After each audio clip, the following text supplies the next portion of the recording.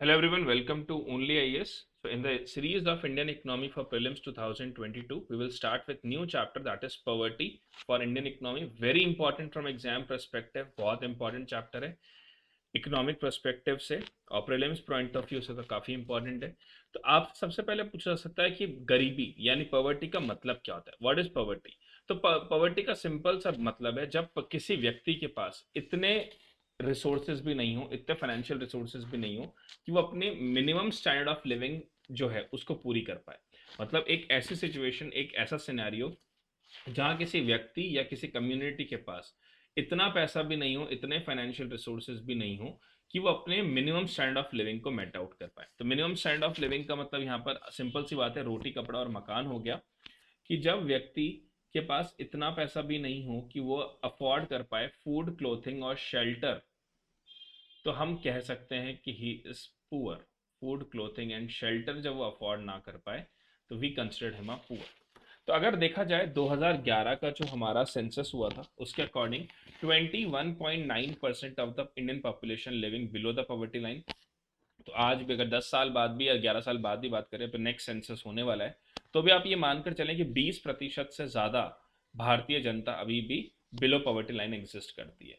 तो according to UN, international poverty line जो है, इंटरनेशनल पॉवर्टी लाइन जो है that is 1.90 per person per day. अगर कोई व्यक्ति $1.90 पर पर्सन पर डे से कम की इनकम अर्न करता है तो he is considered as a poor. तो इंटरनेशनल पॉवर्टी लाइन में जो पॉवर्टी की डेफिनेशन है that is if any person is earning less than $1.90 per person per day he is considered as a poor. तो अगर देखा जाए ओवरऑल वर्ल्ड के वर्कर्स में तो भारत की 8% वर्ल्ड की 8% जनता आज भी $1.90 पर पर्सन पर व्यक्ति के नीचे अपना जीवन एग्जिस्ट कर रही है। So this is the meaning of poverty. अब आपसे पूछा जाए कि पॉवर्टी कितने तरह की होती है, तो पॉवर्टी जनरली दो तरह की होती है। फर्स्ट इज एब्सोल्यूट पॉवर्टी और सेकंड इज रिलेटिव पॉवर्टी। तो एब्सोल्यूट पॉवर्टी का मतलब है कोई व्यक्ति अगर $1.90 पर पर्सन पर डे से कम पे अपना जीवन यापन कर रहा है तो उसे हम एब्सोल्यूट पॉवर्टी कहेंगे। So if any person is earning less than $1.90 per person per day he is considered as an absolute poor. वहीं अगर मैं बात करूं रिलेटिव पुअर की तो ये होता है इन कंपैरिजन टू समवन। एक एग्जांपल लेते हैं। ये है मान लीजिए ये है मान लीजिए ओलिव की फैमिली। ये एक व्यक्ति है ओलिव, और ये है मान लीजिए पाम की फैमिली। ये दो व्यक्ति हैं, ओलिव फैमिली और पाम फैमिली। ठीक है। अब जो ये ओलिव है इसकी फैमिली में जैसे ये हस्बैंड वाइफ है और दो बच्चे हैं, और मान लीजिए पाम की फैमिली में भी हस्बैंड वाइफ है और दो बच्चे हैं। अब जिसने सपोज करिए दिवाली का फंक्शन आता है या क्रिसमस आता है या न्यू ईयर आता है। अब ओलिव की फैमिली अपने बच्चों को नए कपड़े देती है, न्यू क्लोथ्स देती है अपने बच्चों को। वहीं पाम की फैमिली भी अपने बच्चों को न्यू क्लोथ्स देती है। लेकिन ओलिव की फैमिली ये बोलती है कि दिवाली के बाद we will go for a tour of India. हम भारत जाएंगे या मान लीजिए हम घूमने जाएंगे कहीं पे या हम कहीं जाएंगे, लेकिन पाम की फैमिली ये अफोर्ड नहीं कर सकती। ओलिव की फैमिली में बच्चे जो हैं अलग अलग क्लासेस भी ले रहे हैं, जैसे योगा क्लासेस ले रहे हैं, स्विमिंग क्लासेस ले रहे हैं, ठीक है, एरोबिक्स की क्लासेस ले रहे हैं। वहीं पाम की फैमिली ये अफोर्ड नहीं कर सकती। तो अब देखा जाए तो पाम की फैमिली ओलिव की फैमिली के कंपैरिजन में रिलेटिवली पुअर है, रिलेटिवली पुअर है। लेकिन इसका मतलब ये नहीं है कि पाम की फैमिली एब्सोल्यूट पुअर है। पाम की फैमिली एब्सोल्यूट पुअर नहीं है, क्योंकि वो अपनी फैमिली में हस्बैंड वाइफ और जो उनके दो बच्चे हैं वो आराम से $1.90 पर पर्सन पर डे से ऊपर अर्न करते हैं। फूड, क्लोथिंग, शेल्टर जो है इनके पास है। So they are not considered as an absolute poor. लेकिन ओलिव की फैमिली के कंपैरिजन में पाम की जो फैमिली है it is relatively poor. So relative poor का मतलब होता है इन रिलेशन टू समवन। तो अब वो तो कुछ भी हो सकता है, जैसे अगर मैं आज अपने आप को अमिताभ बच्चन जी से कंपेयर करूं तो I am relatively poor from Amitabh Bachchan. Amitabh Bachchan ji अगर मान लीजिए अपने आप को बिल गेट्स से कंपेयर करें तो he is relatively poor then in comparison to Bill Gates. Bill Gates अगर अपने आप को जेफ बेजोस से कंपेयर करें तो he is relatively poor in comparison to that. तो रिलेटिव पॉवर्टी तो कंपैरिजन के बेसिस पे होती है। तो ये डिफरेंस होता है एब्सोल्यूट पॉवर्टी और रिलेटिव पॉवर्टी के बीच में। अगर हम बात करें कि भारत में poverty in India in context of historical perspective, Bharat की कंटेक्स्ट में अगर पॉवर्टी की बात करें तो क्या भारत शुरुआत से ही गरीब था? जी नहीं, भारत शुरुआत से गरीब नहीं था, बल्कि भारत को तो सोने की चिड़िया कहा जाता था, गोल्डन स्पैरो कहा जाता था। लेकिन पहले स्लेव डायनेस्टी, खिलजी, तुगलक, फिर मुगल डायनेस्टी, खैर मुगल डायनेस्टी में तो आफ्टर औरंगजेब ज्यादा हुआ है, एंड आफ्टर दैट जो ब्रिटिशर्स ने 300 साल भारत को रूल किया, इन सब में इन सब में भारत को एक गोल्डन स्पैरो से एक विंगलेस बर्ड में कन्वर्ट कर दिया। एक ऐसा पक्षी जो उड़ नहीं सकता, एक ऐसा पक्षी जो अब दूसरे पे डिपेंडेंट है, that is poverty in India. तो हिस्टोरिकल पर्सपेक्टिव में इंडिया शुरुआत से गरीब नहीं था, इंडिया को गरीब इन्होंने करा। कैसे गरीब गरीब किया? इन्होंने इंडियन इकोनॉमी को रॉ मटेरियल इकोनॉमी में कन्वर्ट कर दिया, इंडियन इकोनॉमी को एक रॉ मटेरियल इकोनॉमी में कन्वर्ट कर दिया। इसको मैं आपको और अच्छे से समझाऊंगा नेक्स्ट स्लाइड में। तो हिस्टोरिकल पर्सपेक्टिव में पहले मुगल्स, उससे पहले slave dynasty, Khilji, Tughlaq, then after that आपके मुगल्स ने और फिर ब्रिटिशर्स ने भारत को काफी ज्यादा लूटा, और इसके कारण भारत गरीब होता गया। और फिर इंडिपेंडेंस के बाद से लेके और जब तक हमने इकोनॉमिक रिफॉर्म्स नहीं किए, उस बीच में हमने तीन हमने वॉर्स झेले, 62 में चाइना से, 65 में पाकिस्तान से, 71 में फिर पाकिस्तान से। उसके अलावा हमारी इकोनॉमिक कंडीशन भी काफ़ी अच्छी नहीं थी, बिकॉज हमारी एग्रीकल्चर डिपेंडेंट इकोनॉमी है और मॉनसून डिपेंडेंट इकोनॉमी है। तो मॉनसून फेल होता है तो हमारे यहाँ पे किसानों को बहुत तकलीफ पहुंचती है। फिर हमारे यहाँ पे मैन्युफैक्चरिंग सेक्टर बहुत वीक है, इस कारण हमारे यहाँ जॉब्स क्रिएट नहीं होती। So these are the reasons. खैर अब रीजंस को हम यहाँ समझेंगे, अब हम रीजंस को यहाँ समझेंगे। Causes of poverty in India, Bharat में पॉवर्टी के क्या क्या कॉजेज हैं, तो अब इसको हम एक एक करके समझेंगे और यही हमारा बेस बनेगा। सबसे पहली बात तो पॉपुलेशन एक्सप्लोजन। भारत की जनसंख्या आप सब जानते हैं काफी ज्यादा है, तो ये ह्यूज पॉपुलेशन की वजह से this is the major cause of poverty in India. Bharat में जो मेजर कॉज ऑफ पॉवर्टी है वो पॉपुलेशन एक्सप्लोजन है, क्योंकि जनसंख्या इतनी ज्यादा है इसके कारण गरीबी भी ज्यादा होगी। ऑब्वियसली जब रिसोर्सेज का ओवर यूटिलाइजेशन होगा, जब रिसोर्सेज का ओवर यूटिलाइजेशन होगा तो उसमें क्या होगा, जो लोग वेल्दी हैं, रिच हैं, वो तो रिसोर्सेज को अफोर्ड कर सकते हैं, लेकिन जो गरीब हैं वो रिसोर्सेज को अफोर्ड नहीं कर सकते। इसीलिए the divide between rich and poor is huge. Second, limited resources. हमारे यहाँ जो रिसोर्सेज हैं बहुत लिमिटेड है। देखिए रिसोर्सेज में दो बातें हैं। पहली बात तो यह है कि हमारे यहाँ पे कुछ अंडर यूटिलाइज्ड रिसोर्सेज हैं, अंडर यूटिलाइज्ड रिसोर्सेज हैं, कुछ रिसोर्सेज तो अंडर यूटिलाइज्ड हैं, उनका इस्तेमाल ही नहीं किया गया है। कई जगहों पे रिसोर्सेज का ओवर यूटिलाइजेशन है। तो अंडर यूटिलाइजेशन और ओवर यूटिलाइजेशन ये दोनों तकलीफ है। अंडर यूटिलाइजेशन की वजह से क्या होता है, रिसोर्सेज का इस्तेमाल प्रॉपर तरीके से नहीं हो पाता, रिसोर्सेज को एक्सट्रैक्ट करने की टेक्नोलॉजी आपके पास नहीं है, और जो आप रिसोर्सेज को एक्सट्रैक्ट कर चुके हो, जिन रिसोर्सेज का आप इस्तेमाल कर रहे हो, अगर उसका ओवर यूटिलाइजेशन हो जाएगा तो प्रॉब्लम क्या होगी कि रिसोर्सेज जो हैं वो जो वेल्दी लोग हैं वही अफोर्ड कर पाएंगे, इससे रिच और पुअर डिवाइड काफी बढ़ जाएगा।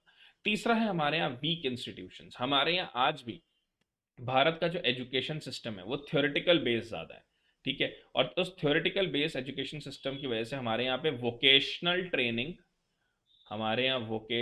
ट्रेनिंग और प्रैक्टिकल एजुकेशन, वोकेशनल ट्रेनिंग और प्रैक्टिकल एजुकेशन बहुत कम प्रोवाइड करी जाती है, बहुत कम प्रोवाइड करी जाती है। So this is the main reason of poverty in India. अब आप एक बात समझिए, हमारे यहाँ जो नॉलेज बेस है, हमारे यहाँ जो नॉलेज बेस है वो क्या है, हमारे यहाँ नॉलेज बेस बेसिकली थ्योरेटिकल ज़्यादा है। हमारे यहाँ पे आज भी परसेंटेज सिस्टम जो है वो अप्लाइड करता है कॉलेजेस यूनिवर्सिटीज़ में। वहीं जो फॉरेन कंपनीज अगर भारत आती हैं तो वो ये, ठीक है, ऑब्वियसली दे विल कंसिडर कि आपके 10th 12th में कितने परसेंट है, आपकी ग्रेजुएशन कहाँ से हुआ है, एंड दैट्स इट। लेकिन वो आपके प्रैक्टिकल एक्सपोजर को ज़्यादा काउंट करती है, वो आपकी ये देखती है कि आपके पास सर्टिफिकेशन किस किस चीज़ का है, आपने वोकेशनल ट्रेनिंग कौन कौन सी ले रखी है, आपका प्रैक्टिकल एक्सपीरियंस कितना है। So this is the reason that we are lacking in this particular field. चौथी प्रॉब्लम है करप्शन। ये तो खैर आप सब जानते ही हैं, ये तो हमारे यहाँ बर्थ से ही सिखा दिया जाता है। किसी छोटे बच्चे को बोलोगे कि बेटा प्लीज रिमोट दे दो, I will give you a toffee, बेटा प्लीज ये वाला काम कर दो, मैं आपको चॉकलेट दूंगा। तो करप्शन तो हमें बचपन से सिखा दिया जाता है, और यही करप्शन बचपन से चलता चलता जब आदमी बुढ़ापे तक आता है तब तक वो करप्ट रहता है, उसके बाद वो भजन सत्संग शुरू करता है। तो करप्शन तो हमारे यहाँ पे डे वन से है। जिस दिन से बच्चा बोलना समझना सीखता है तब से वो करप्शन में चला जाता है। तो corruption is the root cause. इसकी वजह से क्या होता है कि जो एक्चुअल फ्रूट्स हैं, जैसे मान लीजिए अब सरकार ने 1,000 करोड़ की कोई पॉलिसी लॉन्च करी, अब उसमें से 800 करोड़ तो पता चला कि इधर उधर चला गया। बेचारे जो एक्चुअल गरीबों के लिए पॉलिसी लॉन्च की गई थी उनके लिए 100 करोड़ तक ही पहुंचा उनके पास, और देश की जनसंख्या इतनी है कि 100 करोड़ एक एक रुपए के या एक दाने के बराबर है। Then lack of education and literacy. Bharat में इलिटरेसी बहुत ज़्यादा है, और इसी इलिटरेसी की वजह से हमारे यहाँ स्ट्रक्चरल एम्प्लॉयमेंट बहुत ज़्यादा है। ये मैं आपको समझाऊंगा क्या होता है। तो lack of education and literacy की वजह से लोगों को रोजगार नहीं मिलता, and they will become unemployed as a result of that poverty. और लास्ट है कॉलोनियल पास्ट। मैं आपको समझा चुका हूँ कि इन्होंने रॉ मटेरियल इकोनॉमी को फिनिश्ड इकोनॉमी से बदल के वापस फिनिश इकोनॉमी को रॉ मटेरियल इकोनॉमी में कन्वर्ट कर दिया। इसको हम समझाते हैं कैसे। देखिए सपोज करिए ये टॉम है। टॉम एक ब्रिटिश मैन्युफैक्चरर है, ब्रिटिश कंपनी का ओनर है। अब ये भारत आता है, ये इंडिया आता है, और एक किसान से मिलता है, एक किसान से मिलता है, और उस फार्मर को ये कहता है कि भैया मुझे आप 500 किलो 500 किलो कॉटन दे दो, आप मुझे 500 किलो कॉटन दे दो। ये किसान 500 किलो कॉटन, मान लीजिए 1 किलो अगर 20 रुपए की भी है, 1 किलो 20 रुपए की है फॉर एग्जाम्पल, तो 500 किलो उसको उसने 10,000 रुपए उस किसान को दे दिए। ठीक है। अब ये 500 किलो जो कॉटन है ये लेकर चला गया ये ब्रिटेन। वहां पे इसने इसके शर्ट्स बनाए, वहां पे इसने इसके शर्ट्स बनाए, और वहां पे जो एम्प्लॉयमेंट दिया, एम्प्लॉयमेंट भी किसी को दे रहा है, ब्रिटिश लेबरर्स को दे रहा है। शर्ट्स बनाए, और शर्ट्स बना के ये भारत ले आया, इंडिया ले आया, और इंडिया में ये हर शर्ट को, एक शर्ट को ये बेच रहा है 500 रुपए में या 700 रुपए में। और 500 किलो से इसने मान लीजिए 20 शर्ट्स बना ली, 500 किलो से इसने 20 शर्ट्स बनाई, और हर शर्ट को ये 500 रुपए में बेच रहा है, या मान लो 1,500 रुपए में बेच रहा है, और 20 शर्ट्स इसने बना ली। तो इसको प्रॉफिट कितने का हुआ? 30,000 रुपए का। और इसकी कॉस्ट कितनी इनकर हुई? 10,000 रुपए। तो ये होता है फिनिश गुड इकोनॉमी से रॉ मटेरियल इकोनॉमी। भारत में उसने 10,000 रुपए लगाए, लेकिन भारत से कमा कितने रहे? 30,000 रुपए। सो this is basically colonial past kind of a thing. अब इसमें आप परम्यूटेशन कॉम्बिनेशन थोड़ी सी लगा सकते हो कि भाई भारत सरकार को भी तो टैक्स पे करेगा, और वहां पे इसका प्रोडक्शन कॉस्ट भी तो हुआ है ब्रिटेन में, लेकिन उस प्रोडक्शन कॉस्ट का इंडिया में तो कोई फायदा नहीं हुआ। जो लेबरर्स को इसने पैसा दिया, जो बिजली के इसने पैसे दिए, जो मशीनों के इसने पैसे दिए, वो सब अंग्रेजों को ही दिए। तो उससे इंडियंस को तो कोई फायदा नहीं हुआ। इंडिया को तो 10,000 रुपए मिले, और 30,000 रुपए वो इंडिया में कमा रहा है शर्ट्स बेच के। So this is the reason of converting Indian economy into a raw material economy from a finish good economy. ठीक है। अब बात करेंगे पॉवर्टी की वजह से ये पॉवर्टी ट्रैप क्या होता है। देखो पॉवर्टी ट्रैप का मतलब है, ट्रैप मतलब क्या होता है? एक जाल। तो जाल में आप कैसे फंसते हो? जब आप एजुकेशन आपके यहाँ कम होगी तो ऑब्वियसली बात है, आपको एम्प्लॉयमेंट नहीं मिलेगा, एम्प्लॉयमेंट नहीं मिलेगा तो आपको सैलरीज नहीं मिलेंगी, आप सेविंग नहीं कर पाओगे, आप इन्वेस्टमेंट नहीं कर पाओगे, और जब आप सेविंग इन्वेस्टमेंट नहीं कर पाओगे तो इकोनॉमिक ग्रोथ कम हो जाएगा। इसको मैं और सिंप्लीफाई कर देता हूँ आपके लिए, ताकि आपको और सिंपली समझ में आ जाए। देखो सबसे पहले क्या है? लो एजुकेशन, आपकी एजुकेशन कम है, इससे क्या हो रहा है? Low income. जब आपकी इनकम कम है तो ऑब्वियस सी बात है लो सेविंग। जब आपकी सेविंग कम है तो ऑब्वियस सी बात है लो इन्वेस्टमेंट। जब आप इन्वेस्टमेंट कम करोगे that means low capital formation, और जब लो कैपिटल फॉर्मेशन होगा that means low growth. So this is how it is related, ये आपस में related. Low education, low literacy means low income, low income means low saving, low saving means low investment, low investment means low capital formation, और जब low capital formation हो रहा है इसका मतलब low growth. So this is called as poverty trap. अब हम समझते हैं पॉवर्टी एस्टिमेशन। भारत में अलग अलग कमिटीज अपॉइंट करी गई, और उन कमिटीज ने बताया कि भारत में पॉवर्टी को मापने का, भाई पॉवर्टी मापी भी तो जाइए कि कितनी पॉवर्टी है आपके देश में, उसको हम कैसे एनालाइज करेंगे। तो उसके लिए अलग अलग कमिटीज बनाई गई। सबसे पहले सबसे पहली जो कमेटी भारत में बनाई गई थी वो थी डांडेकर एंड रथ।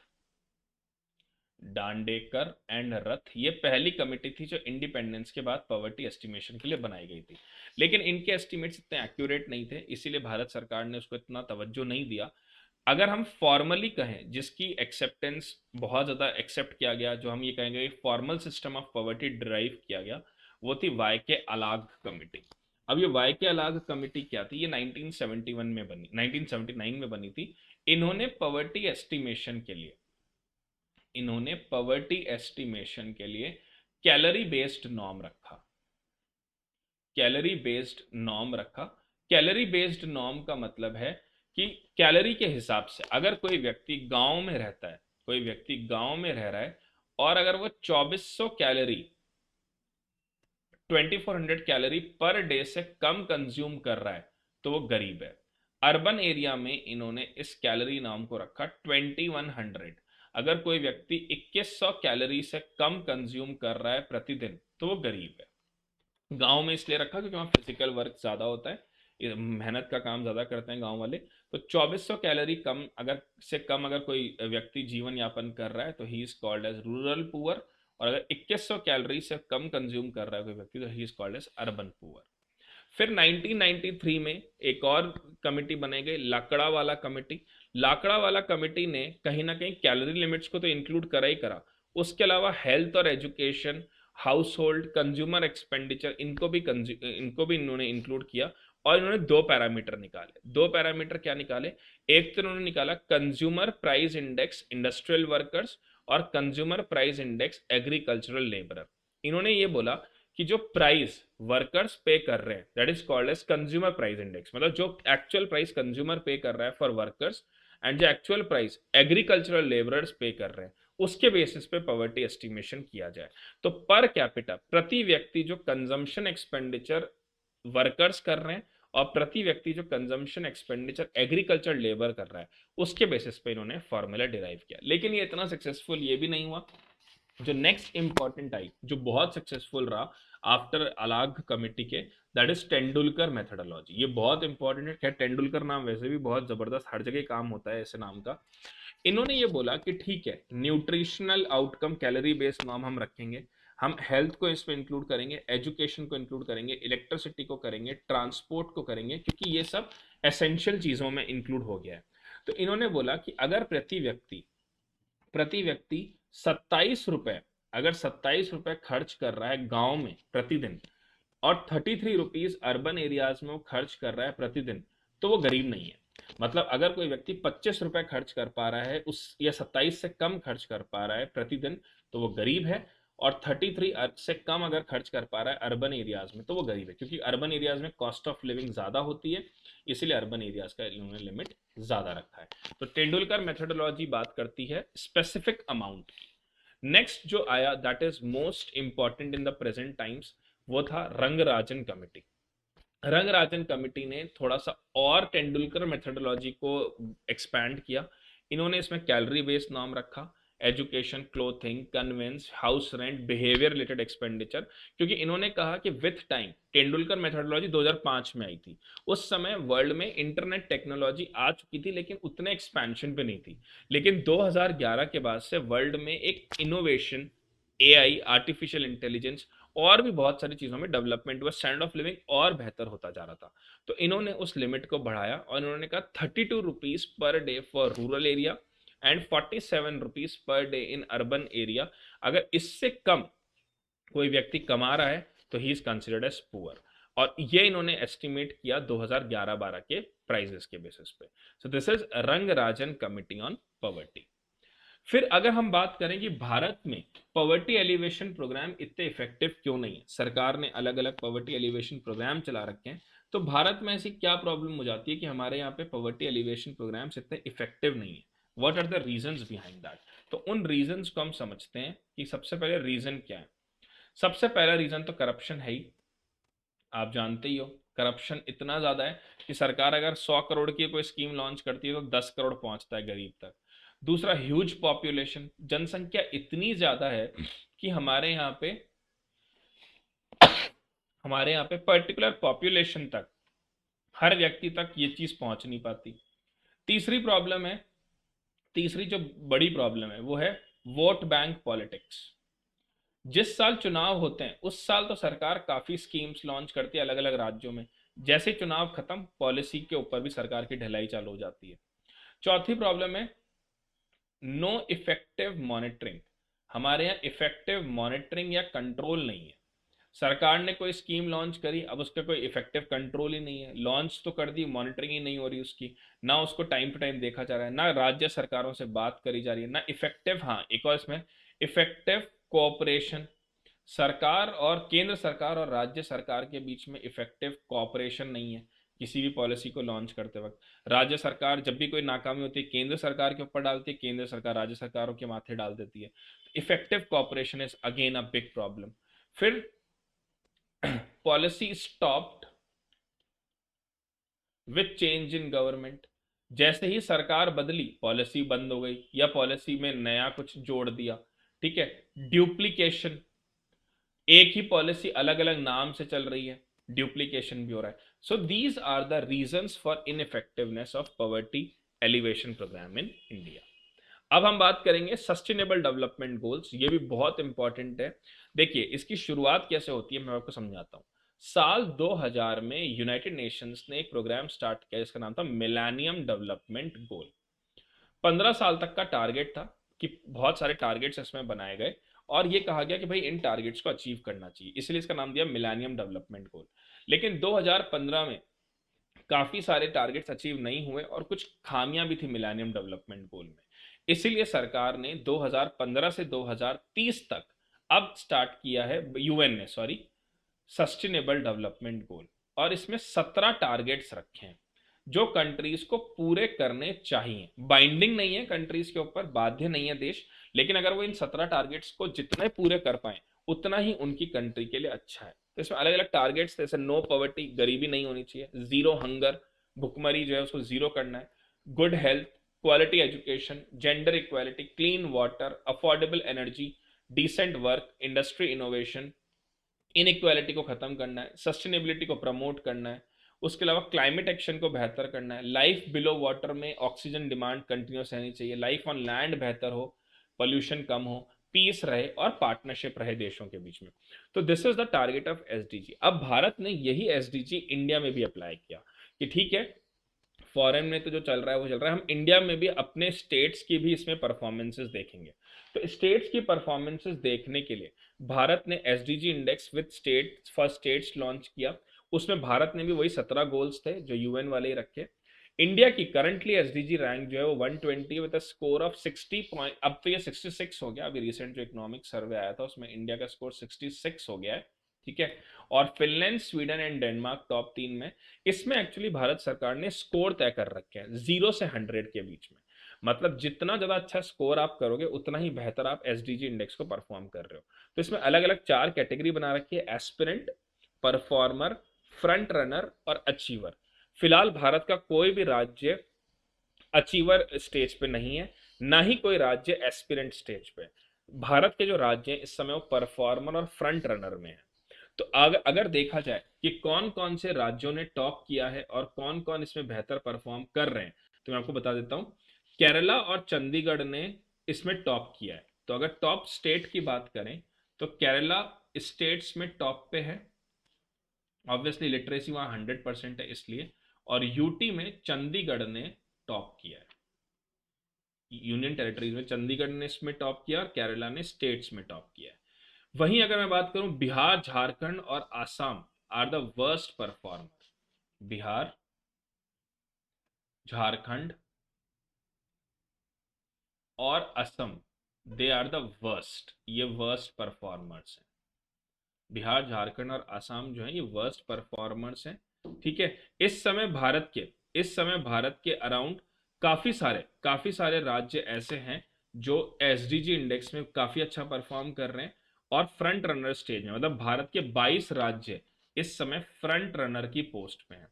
भारत के जो 22 स्टेट्स हैं वो इस समय फ्रंट रनर की पोस्ट पे हैं। ठीक है, तो 22 राज्य अभी फ्रंट रनर की पोस्ट पे हैं, मतलब काफी अच्छा परफॉर्म कर रहे हैं 22 राज्य, उसमें यूनियन टेरिटरीज भी शामिल हैं। तो अगर देखा जाए तो केरला और चंडीगढ़ बेहतरीन परफॉर्म कर रहे हैं और बाकी राज्य भी लगे हुए हैं कि अपनी परफॉर्मेंसेस को इम्प्रूव करने के लिए। तो जितना बेहतर आप काम करेंगे उतना बेहतर ही आपका रिजल्ट आएगा और उतना बेहतर ही आपकी ओवरऑल परफॉर्मेंस इंक्रीज होगी।